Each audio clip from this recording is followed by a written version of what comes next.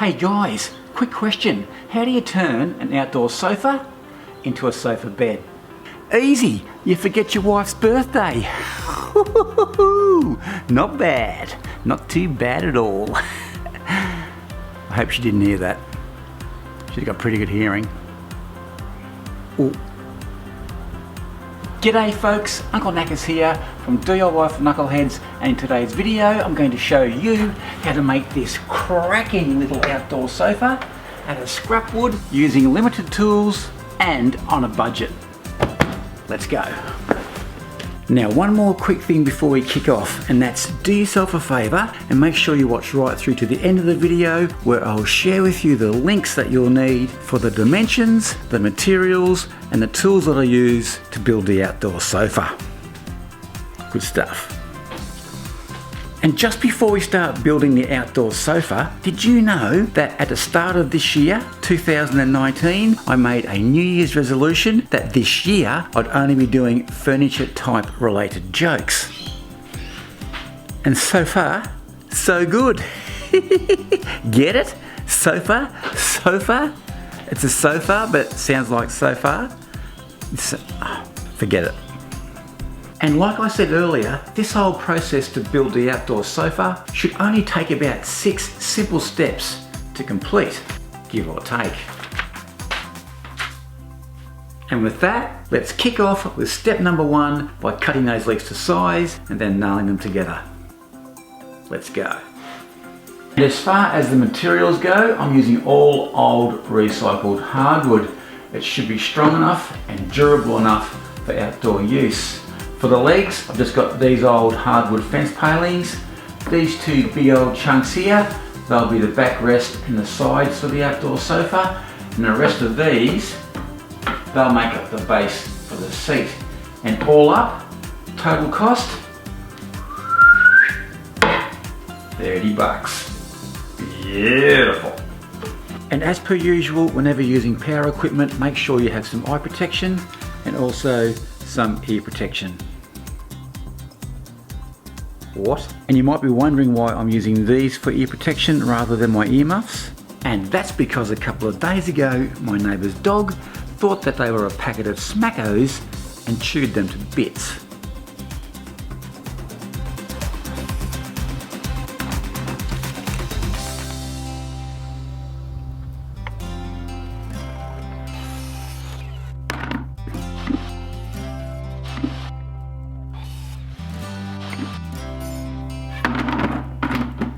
Now just a quick tip, whenever you're using old recycled materials, like this old hardwood fence paling here, before you glue and nail anything together, make sure you give it a good sand first. That way you'll save yourself a lot of time and heartache down the track. Trust me.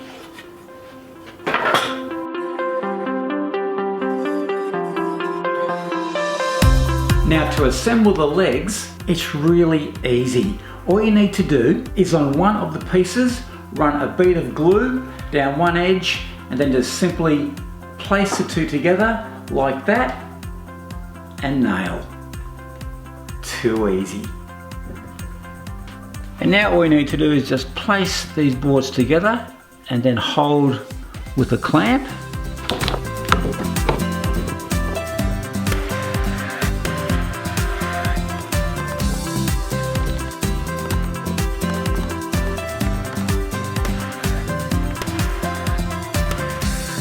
So that's step 1, basically all done apart from a couple of angles which we'll cut into these legs at a later date. Alrighty, with that finished, let's crack on to step 2, which is making the frame for the seat.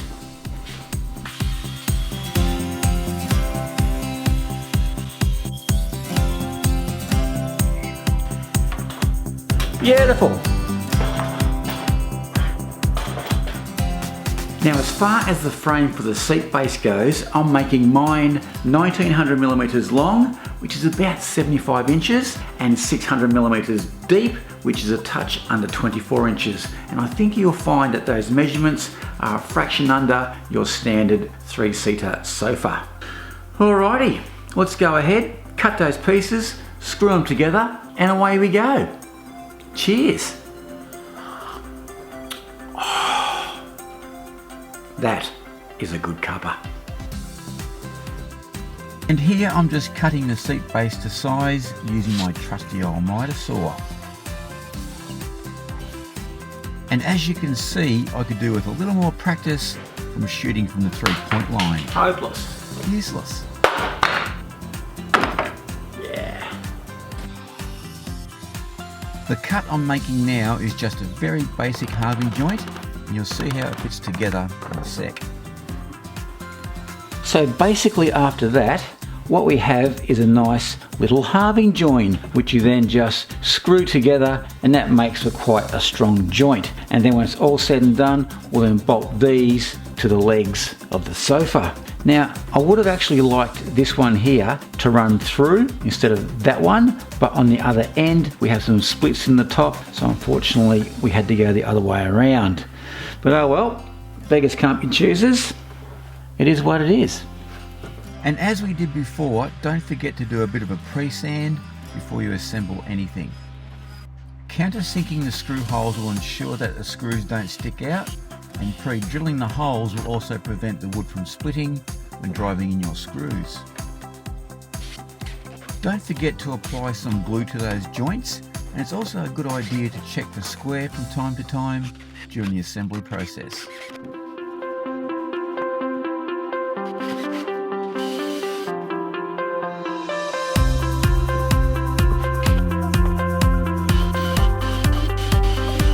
So the frame's now built, but just very quickly before we go on to the next stage, I actually changed the length of this side piece from 600mm to 680mm. And the reason for that is that I just didn't think that 600 was going to be wide enough, hence the extra 80mm. Alrighty, let's keep going. Let's move on to the next step, which is to go ahead and get yourself some lengths of 3B1. This is recycled hardwood, so it's nice and strong, and we'll just simply glue, nail and screw this to the inside edge of that frame. Beauty. And just remember, when attaching these lengths of 3B1 to the frame, make sure you sit that one down far enough so that when you get your seat slat, which in my case is this old hardwood fence paling, that it finishes up flush with the top of that outside frame. Beautiful.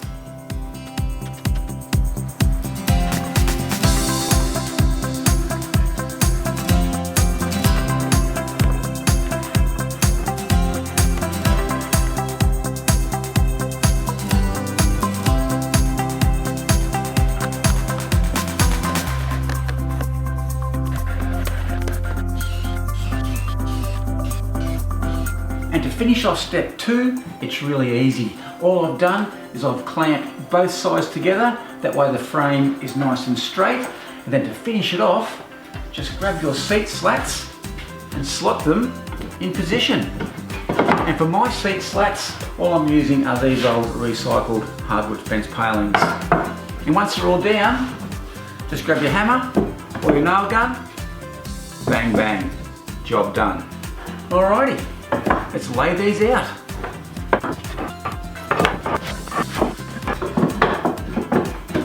Cool.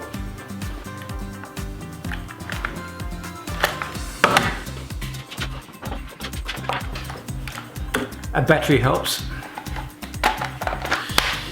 Yep, some blokes never learn.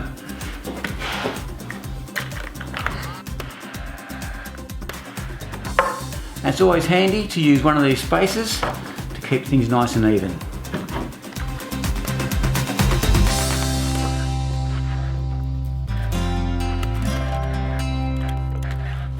And there we go, all done.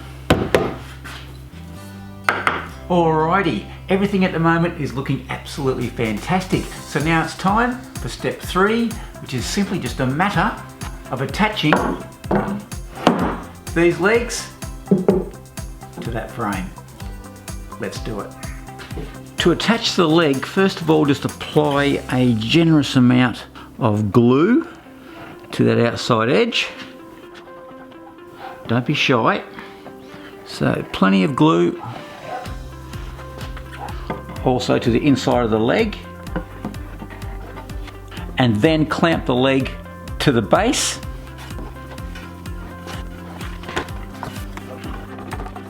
Just like that. Beautiful. And just make sure that before you nail the leg to the frame, that you check that the leg is sitting nice and plumb, like that one there, and do it both sides. And yep, that's looking pretty good. Righto, we're good to nail this leg to the frame. And just be aware that I'll be bolting these as well as nailing, so don't put any nails where you want your bolt to go.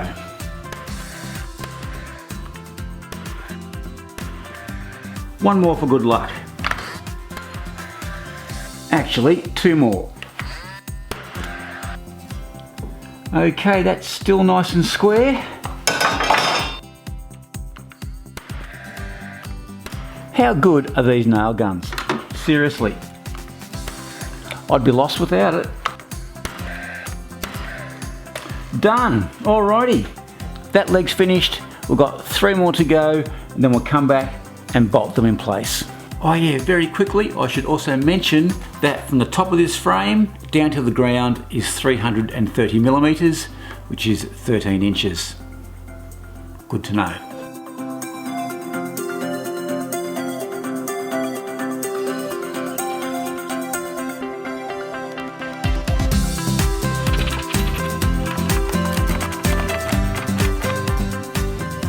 So that's it.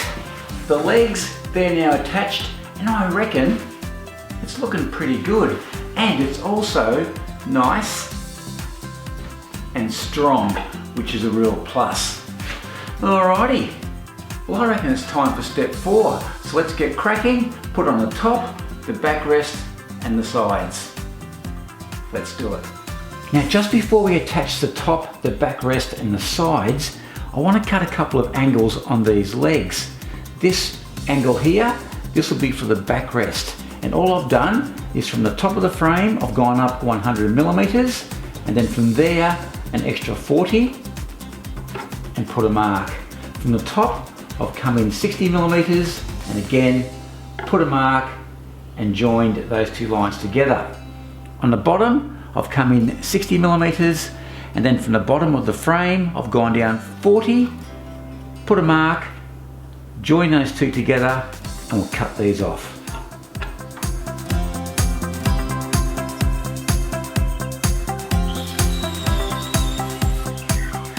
And already you can see how much better these legs look with those angles cut. And now all you need to do is repeat that on this side, then the other 3 legs, and then we'll come back and put on the top, the backrest, and the sides. We're almost there, folks, so make sure you stick with me because I think you're going to love how this turns out. Alrighty, less chatting and more cutting. Let's go.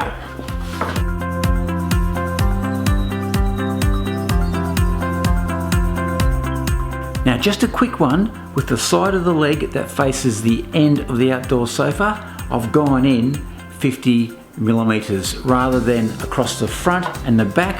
We went in 60 millimeters, and the reason for that is that this face is a bit narrower than the face on the front and the back. Okay.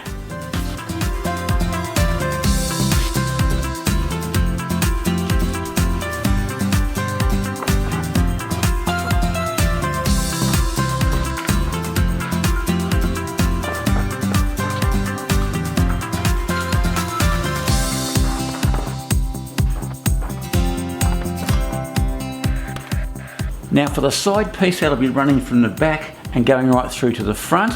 To get the angle of that backrest, all you need to do is to run something flat across the top, like my level, and then grab a bevel, place it up against the backrest, and then simply line this up with your straight edge, and bang, there's your angle. Too easy.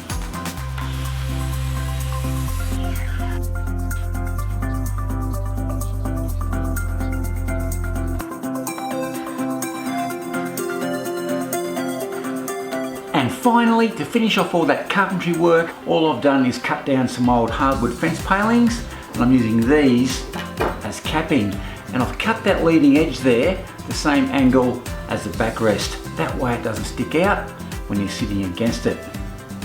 And all in all, I'm giving this outdoor sofa the big Uncle Knacker's seal of approval. I'm really liking it. Looks awesome.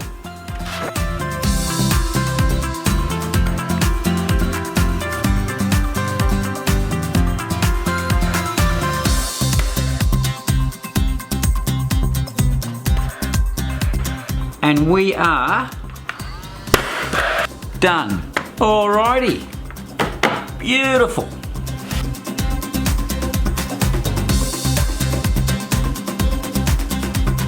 And I wish you guys could just reach through your screen and feel this.